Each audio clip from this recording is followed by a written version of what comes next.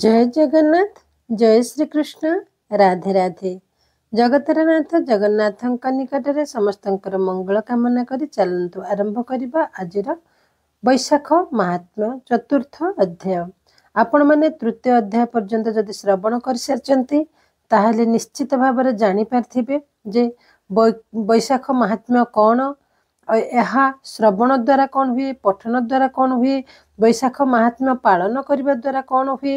ये जो स्नान दान कथा कही वैशाख मासरे स्नान प्रातः स्नान करेंगे, तापरे मंदिर को जाई दर्शन करेंगे, नहले निज गृह मंदिर रे पूजा करेंगे। ता सहित जल अन्न छत्ता जोता और वस्त्र दानर विशेष महत्व रही वैशाख मासरे। बहुत किरी माने जल दान, जल पणा पानी जदि आपण सुशीला को जदि दान करते ताहले ताहा अनेक पुण्यफल प्राप्ति होता है। तपछे ये जो दान करने द्वारा पुण्यफल किभली पुण्यफल प्राप्ति हुए, कौन दान कले कौन हुए, वैकुंठपुर रे केमिति वैकुंठपुरगामी हुअन्ति, ये सबू तीनिटी अध्याय रे वर्णना कर जाइए। आपण जदि नुआ शुणुचंती चतुर्थ अध्याय ताहले आउ तीनोटी अध्याय मध्य आपनकर जेतेले समय हबा आपण शुणी दे पारिबे। तेबे चलंतु आरंभ करबा आजिर चतुर्थ अध्याय। वक्रतुंड महाकाय सूर्यकोटि समप्रभा निर्विघ्नं कुरु मे देव सर्वकार्येषु सर्वदा। कृष्णाय वासुदेवाय हरये परमात्मने प्रणते क्लेशनाशाय गोविंदाय नमो नमः। जगन्नाथ बलभद्र सुभद्राय सुदर्शन दारु ब्रह्म परम ब्रह्म चतुर्भुज नमोस्तुते। चतुर्थाध्याय राजोवाच। बोलोई राजा अम्बरीश शुणिमा ब्रह्मांकर शिष्य। ब्रह्मांक आगे नारायण जे धर्म कलेक बखाण, से धर्म मोर आगे कह ता शुणी फिटु मो संदेह। वैशाख मास धर्म फल मो आगे कह तपशील। नारद उवाच से धर्म शुण नृपनिधि कहिबा हविष्यर विधि। कंसा पात्र रे न भुंजिब दिवसे निद्रा ही न जीव। पलाश पत्र को आनिब से पत्रे हविष्य करिब। तीर्थ जल रे स्नान हुई लक्ष गुण पुण्य। नदी रे सहस्र गुणे होई ता पुण्य कही न सरई। जे करे पुष्करिणी स्नान लभई शत गुणे पुण्य। जे पापी कूप तड़ागरे वैशाख मासे स्नान करे लभई शत गुणे पुण्य बसई वैकुंठ धाम। समुद्रे स्नान जे करई ता पुण्य कही न सरई। जन्मिण चंडालर घरे जे वैशाखे स्नान करे चंडाल जन्मरु से तरे वैकुंठे दिव्य भोग करे। उत्तम कूले जन्म पाई वैशाखे स्नान न करई से मले प्रेत रूप होई नरक गति की लभई। मासरे वैशाख श्रेष्ठ दानरे अन्न जे गरिष्ठ। जे अन्नदाता नित्य देई ता पुण्य कही न सरई। से अन्नदानर महिमा शुण हो नृपति चंद्रमा। तुम्भे ता एक मने शुण कहिबा अन्नदान गुण। अनेक कालर ए कथा जे सत्य जुगर व्यवस्था। एमंत सौराष्ट्र देशरे थिला जे एक विप्रवरे नाम ताहार हरि शर्मा अति कृपण दुरात्मा। कुबेर सम विप्रवर धर्मरे नाही ता विचार।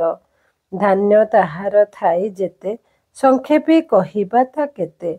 गोरु महिष अष्टरत्न घरे ता रखी अछि जत्न। नित्य से विष्णु को पूजई फूल चंदन धूप देई। अष्टरत्न अलंकारे मंडई विष्णु देहरे।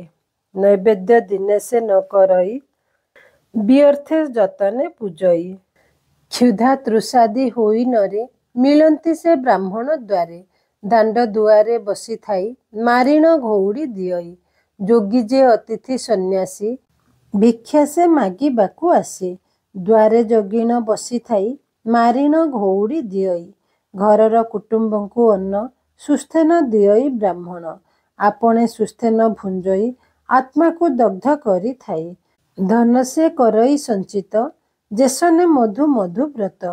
ରାତ୍ର ହୋଇଲେ ଦ୍ୱିଜବର ଏକଇ ଯଷ୍ଟି ଘେନି କର।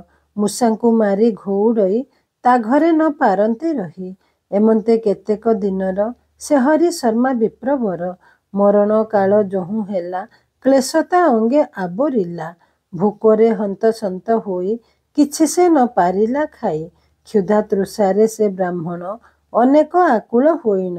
ଛାଡ଼ିଲା ନିଜ କଳେବର ତାହାଙ୍କୁ ନେଲେ ବିଷ୍ଣୁପୁର। ଉତ୍ତମ ଆସନରେ ନେଇ ବୈକୁଣ୍ଠ ଭୁବନେ ବସାଇ। ଅନେକ ଅଳଙ୍କାର ଦେଲେ ଗନ୍ଧ ପୁଷ୍ପରେ ପୂଜା କଲେ। ନ ଦେଲେ ଭୁଞ୍ଜିବାକୁ କିଛି ବ୍ରାହ୍ମଣ ଆକୁଳ ହେଉଛି। ଉତ୍ତମ ଅନ୍ନ ଫଳମାନ ରହିଛି ପର୍ବତ ସମାନ। ବ୍ରାହ୍ମଣ କ୍ଷୁଧା ତୃଷା ପାଇ ଆତଙ୍କ ହୋଇଣ ମାଗଇ। ବୋଲଇ ଦିଅ ମୋତେ ଅନ୍ନ ବିକଳ ହେଉଅଛି ପ୍ରାଣ। ତା ଶୁଣି ଗନ୍ଧର୍ବେ କହନ୍ତି ଶୁଣ ତୁ ବିପ୍ର ମୂଢ଼ ମତି। ଦେଇଣ ନାହୁଁ ଅନ୍ନଦାନ କ୍ଷୁଧାର୍ଥ ଜନେ ଜଳପାନ। ବ୍ରାହ୍ମଣ ମୁଖେ ଦେଇ ନାହୁଁ ଏଠାରୁ ପାଇବୁ ତୁ କାହୁଁ। ଯେବେ ବିଷ୍ଣୁଙ୍କୁ ଦେଇଥାନ୍ତୁ ଏଠାରେ ତେବେ ତୁ ଭୁଞ୍ଜନ୍ତୁ। ବ୍ରାହ୍ମଣ କୁଳେ ଜନ୍ମିଥିଲୁ ଅଗ୍ନିରେ ହୋମ ତୁ ନ କଲୁ। ଦେଇଥିଲେ ତୁ ଅଗ୍ନି ମୁଖେ ଏଠାରେ ପାଇଥାନ୍ତୁ ସୁଖେ। ଯେବେ ତୁ ଭିକ୍ଷା ଦେଇଥାନ୍ତୁ ଏଠାରେ ନ ମାଗୁ ପାଆନ୍ତୁ। ନିଷ୍ଠୁର ଅଟଇ ଏ ପୁର ନ ଦେଲେ ନ ପାନ୍ତି ଏଠାର। ସଞ୍ଚିଣ ଥିଲୁ ଯେତେ ଧନ ନ ଦେଲୁ ଲୋଭ ପଣେ ଦାନ। ଯେ ଦାନ ନିତ୍ୟ ଦେଉଥାଇ ତାଠାରୁ ଦାନ ଆଣୁ ତୁହି। ଦିନେ ତୁ ଦେଇ ନାହୁଁ ଦାନ କାହୁଁ ପାଇବୁ ଏବେ ଅନ୍ନ। ଦିନେ ତୁ ପାଣି ପଣା ଦାନ ନ ଦେଲୁ କ୍ଷୁଧାର୍ଥ ମୂଢ଼େଣ। ଏଠାରେ ପାଇବୁ ତୁ କାହିଁ ଦିନେ କାହାକୁ ଦେଲୁ ନାହିଁ। ଜୀବନ ହତ୍ୟା କଲୁ ଯେତେ ସେ ଦୋଷ ନ ଲାଗିବ ତୋତେ। ନ ଦେଲୁ ପାଇବୁ ହିଁ କିସ ଖାଅ ଦେହରୁ ତୋର ମାଂସ। ନହୁଷିରେ କାଟି ଦିଅ ତୃଷା ଲାଗିଲେ ରକ୍ତ ପିଅ। ଏମନ୍ତ ଗନ୍ଧର୍ବ ବଚନ ଶୁଣି ହରି ଶର୍ମା ମଉନ। କ୍ଷୁଧା କଠୋରରେ ଅନଳ ଜଳନ୍ତେ ହୁଅଇ ବିକଳ। ଏମନ୍ତେ କେତେ ଦିନ ଗଲା ବ୍ରାହ୍ମଣ ଆରତ ହୋଇଲା। ଯାହାର ବିକଳ ଜାଣିନ ବିଜୟ କଲେ ନାରାୟଣ। ବୋଇଲେ ତୋ ପୁତ୍ର ଜୁଆଇଁ ସପନ ଦେଖା ଆଜ ତୁହି। ଭୁଞ୍ଜାଇ ବିପ୍ର ବୈଷ୍ଣବ ତୋ ପ୍ରୀତି ଅର୍ଥେ ଦାନ ଦେବ। ତୋତେ ସେ ପ୍ରାପତ ହୋଇବ ତୋ କ୍ଷୁଧା ତୃଷା ଶାନ୍ତ ହେବ। ଏମନ୍ତ କହି ନାରାୟଣ ଚଳିଲେ ଲକ୍ଷ୍ମୀର ଭୁବନ। ସେହି ନିଶାରେ ବିପ୍ର ଯାଇ ପୁତ୍ରକୁ ସ୍ୱପନ ଦେଖାଇ। ବୋଇଲା ଶୁଣ ଆରେ ଶୁକ ଏ ଧନ ସଞ୍ଚିବା ବ୍ୟର୍ଥ। ମୁହିଁ ନ ଦେଲି ଅନ୍ନ ଦାନ ଗଲି ଯେ ବୈକୁଣ୍ଠ ଭୁବନ। କ୍ଷୁଧା ତୃଷାରେ ଆର୍ତ୍ତ ହୋଇ ପଡ଼ିଛି ବୈକୁଣ୍ଠେ ମୁହିଁ। ପାରିଲେ ଅନ୍ନ ଦାନ ଦିଅ ତୋଷ ତୁ କର ମୋର ଦେହ। ଏମନ୍ତେ ସ୍ୱପନ ଦେଖାଇ ବ୍ରାହ୍ମଣ ଗଲାକ ପଳାଇ। ପୁତ୍ର ନିଦ୍ରାରେ ଶୋଇଥିଲା ତକ୍ଷଣେ ଚେତିଣ ଉଠିଲା। ଶୀଘ୍ରେ ସେ ମାତାକୁ ଡକାଇ ସ୍ୱପ୍ନର କଥା ମାନ କହି। ରଜନୀ ହୋଇଲା ପ୍ରଭାତ ବ୍ରାହ୍ମଣ ଡକାଇ ଚାରିତ। ବହୁତ ଦେଲା ଅନ୍ନ ଦାନ ତୋଷିଲା ବିପ୍ରଙ୍କର ମନ। ବ୍ରାହ୍ମଣ ହୋଇଲେ ସନ୍ତୋଷ ଦେଲେ ସେ କଲ୍ୟାଣ ବିଶେଷ। ତକ୍ଷଣେ ଅମୃତ ଭୋଜନ ସ୍ୱର୍ଗରେ ଭୁଞ୍ଜିଲା ବ୍ରାହ୍ମଣ। ଶୁଣ ତୁ ରାଜା ଅମ୍ବରୀଶ ବୈଶାଖ ମାହାତ୍ମ୍ୟ ରସ। ଏ କଥା ଆପେ ନାରାୟଣ କହିଲେ ବ୍ରହ୍ମାଙ୍କ ଆଗେନ। ମୁଁ ଏହା ବ୍ରହ୍ମା ମୁଖୁ ଶୁଣି ତୋତେ କହିଲି ନୃପମଣି। ସ୍କନ୍ଦ ପୁରାଣେ ଏ ଭକତ ଶ୍ରୀ ରାମଦାସ କରେ ଗୀତ। ଇତି ଶ୍ରୀ ସ୍କନ୍ଦ ପୁରାଣେ ବୈଶାଖ ମାହାତ୍ମ୍ୟେ ନାରଦ ଅମ୍ବରୀଶ ସମ୍ବାଦେ ବିଷ୍ଣୁ ଶର୍ମା ବ୍ରାହ୍ମଣ ପ୍ରସଙ୍ଗେ ନାମ ଚତୁର୍ଥ ଅଧ୍ୟାୟ।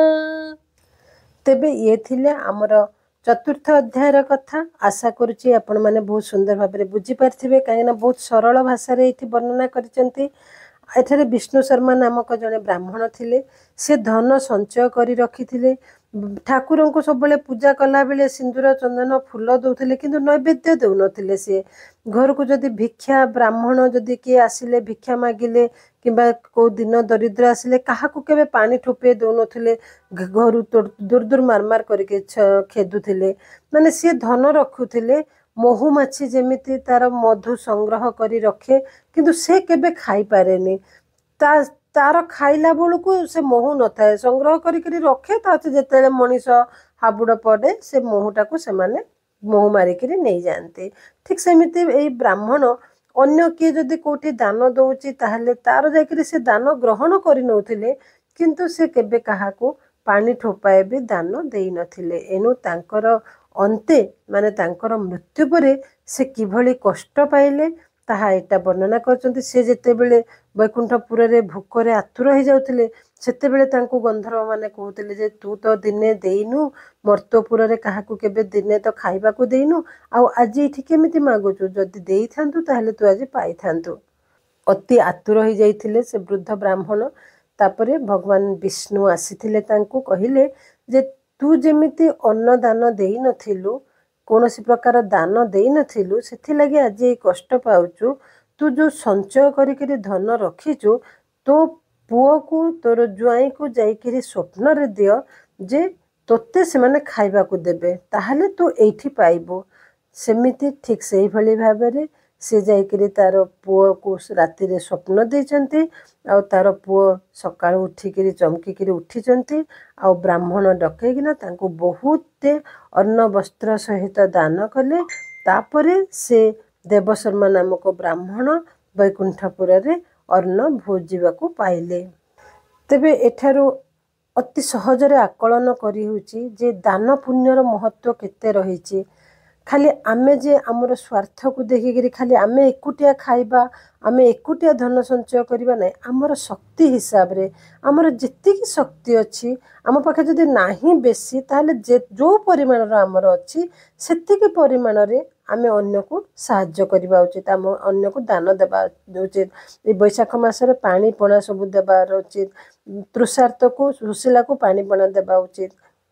ଗୋରୁ ବ୍ରାହ୍ମଣ ବୈଷ୍ଣବ ଏମାନଙ୍କୁ ସବୁ ଅନ୍ନଦାନ, ଜଳଦାନ, ବସ୍ତ୍ରଦାନ, ଛତା ଦାନ, ଜୋତା ଦାନ ଦେବା ଉଚିତ। ତେବେ ଇଏ ଥିଲା ଆମର 4ର୍ଥ ଅଧ୍ୟାୟ। ଆପଣମାନେ ଶୁଣିଲା ପରେ ଆପଣଙ୍କ ପ୍ରିୟଜନମାନଙ୍କ ସହିତ ଏଇ ଭିଡ଼ିଓଟିକୁ ସେୟାର କରିଦିଅନ୍ତୁ। ସେମାନେ ବି ଶୁଣିବାକୁ ପାଇବେ। ପଢ଼ି ନ ପାରିଲେ ମଧ୍ୟ ଏଇଟା ଶ୍ରବଣରେ ମଧ୍ୟ ବହୁତ ପୁଣ୍ୟ ମିଳିଥାଏ। ଏଠାରେ ଆଗରୁ ଲେଖା ହେଇଛି ଯେ ବୈଶାଖ ମାହାତ୍ମ୍ୟ ପଠନ ଦ୍ୱାରା କ'ଣ ପୁଣ୍ୟ ଅର୍ଜନ କରିବାକୁ ପଡ଼ିଥାଏ। ଆଉ ଆପଣମାନେ ଯଦି ନୂଆ ଅଛନ୍ତି ତାହେଲେ ଆଧ୍ୟାତ୍ମିକ ବିଶ୍ୱାସ ଚ୍ୟାନେଲଟିକୁ ସବସ୍କ୍ରାଇବ୍ କରିଦିଅନ୍ତୁ, ଯଦ୍ୱାରା କି ଆମର ହିନ୍ଦୁ ସଂସ୍କୃତି ଓ ଜଗନ୍ନାଥ ସଂସ୍କୃତି ଓ ପରମ୍ପରାର ଅନେକ ପୌରାଣିକ କଥା, ପୂଜା ପାଠ ଓ ଧର୍ମ ବିଷୟରେ ବହୁତ କିଛି ଜିନିଷ ଜାଣିବାକୁ ପାଇବେ। ଆଉ ଆପଣ ଏଇ ଚ୍ୟାନେଲରେ ଯୋଡ଼ି ହେଇକି ରହିଥାନ୍ତୁ। ସବୁଦିନ ବୈଶାଖ ମାହାତ୍ମ୍ୟର ଗୋଟିଏ ଅଧ୍ୟାୟ ଶ୍ରବଣ କରିବାକୁ ପାଇବେ। ତେବେ ଆଜି ପାଇଁ ଏତିକି। ଜୟ ଜଗନ୍ନାଥ, ଜୟ ଶ୍ରୀକୃଷ୍ଣ, ରାଧେ ରାଧେ।